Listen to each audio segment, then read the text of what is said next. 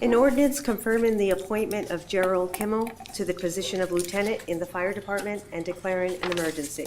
I, Gerald Kimmel, do solemnly swear that I will support the Constitution of the United States and the Constitution of the State of Ohio, and that I will faithfully, honestly, and impartially discharge the duties of lieutenant in the Avon Lake Fire Department from September 10th of 2018 and thereafter during my continuance in said office.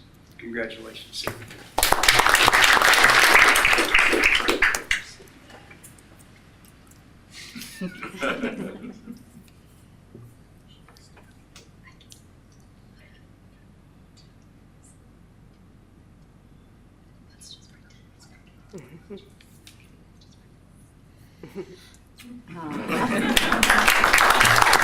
Whereas the substance abuse in the public health is the public health crisis of our time, it is an epidemic that spans all ages, communities, and demographics. And whereas preventing and overcoming substance use disorders is essential to achieving healthful lifestyles, both physical and emotionally, and whereas substance abuse remains a serious public health problem in Ohio, with more than 100,000 Ohioans benefiting from publicly funded alcohol and other drug addiction treatment services since 2017. And whereas in 2017 there were 132 deaths related to drug overdoses in Lorain County alone, many of which involved more than one drug. Out of the 132 deaths, 111 involved opioids. And whereas Substance Abuse and Mental Health Services Administration established the month of September as National Recovery Month to educate, increase awareness of the treatments available to combat this crisis. And now, therefore, I, Gregory J. Zilka, Mayor of the City of Avon Lake, to recognize this month of September 2018 as National Recovery Month, and urge all members of our community to join in recognition of this significant occasion. We are looking for fall leaf help. We will be bringing some of these people on, hopefully probably towards the end of September or first part of October. So we are still looking for people for those positions. If you're interested, the applications are available at City Hall. Thank you. We're back into action again with sewer separations. There's fewer that need to be done now, but we still need to meet our November date. And for those of you that have been putting it off, now's the time to do it. The sooner you do it, the less it's going to cost you. If it comes around to the city getting involved, it will be more expensive. This is something that is helping the entire community, not just your property. It will affect your neighbors. If all of your neighbors are separated and you're not, you will be flooding your neighbors. They will be having backups because of you. So please, if your house was built prior to 1972, do call Avon Lake Regional Water and ask for an inspection, and then go ahead and have the separation done. If you have any needs of how to get it done, you can contact Avon Lake Regional Water, you can contact Joe Wrights at the end of the table, or you can contact me. My phone number is 440-933-4644. Thank you. Thank you. Sorry, wrong number. My number is 440-821-4617. Thank you. Further, Mayor. Thank you. Al Pena, who's part of the American Legion Post 211, is organizing a POW Missing in Action MIA Recognition Day at Avonberry Lakes Lodge at 35400 Middleton Drive, which is in the city of Avon. That's at 10:30 in the morning. There's going to be a ceremony approximately 45 minutes long to acknowledge and recognize POWs and people who are MIAs from this area. Everyone's invited. Thank you. This first phase is passed, that the FEMA, correct me if I'm wrong here, Mr. Wrights, then the FEMA study begins. They start taking a look at this issue, get into more detail at that point in time. There's a variety of things, and I think as was mentioned before, the one thing that is brought up is existing conditions versus the proposed conditions.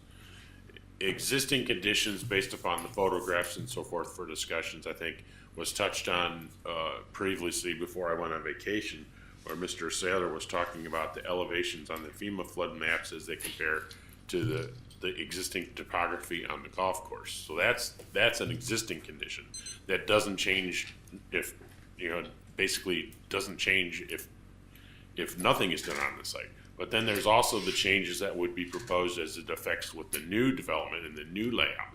Well, we can't do anything on the proposed until we know what that is, what areas are going to be filled, how big the retention basins are going to be, the surface area, the amount of acre feet of storage that would be included. And all of that comes in when we get the detailed improvement plans. Because as Councilwoman Fenderbosch read off, this is the general development plan. This is just the layout of how this new phase of the development will happen, where the roads are going to be, public streets, private streets, clusters, attached units and so forth. That's what that is for. The details, as they say, the devil's in the details. How this site ends up being developed, how much it gets filled, how big the retention basins go, where the pipes route, and then how that affects the maps that we all see in front of us for FEMA. I mean, we've worked with COF on the west side of the development to change the FEMA flood maps twice. We currently have a review going on for the western side of the development because the FEMA maps have changed based upon the retention basins. And that goes back years from when the original maps were done, when that phase of legacy was put in the retention basins and the golf course water holes were built.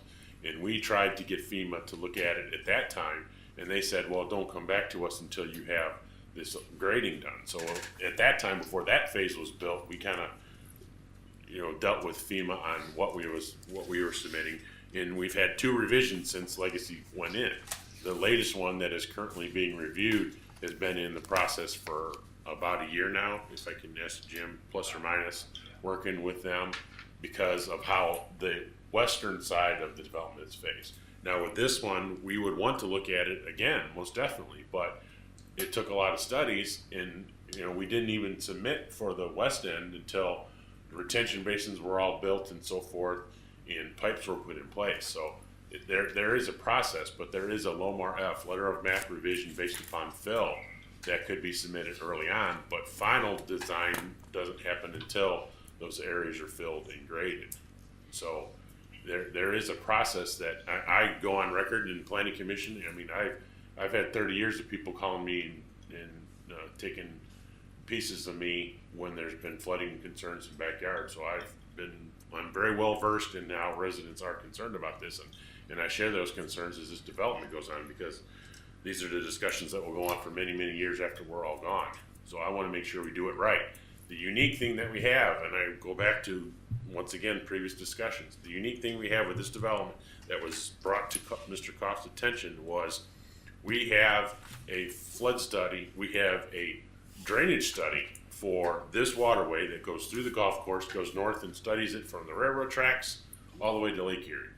We will get their design and we will add that information into the model that we've already got to get a real world perspective of what this is, how this is going to impact it. That's something that we did as the city. We spent a lot of money, and this has been an ongoing process.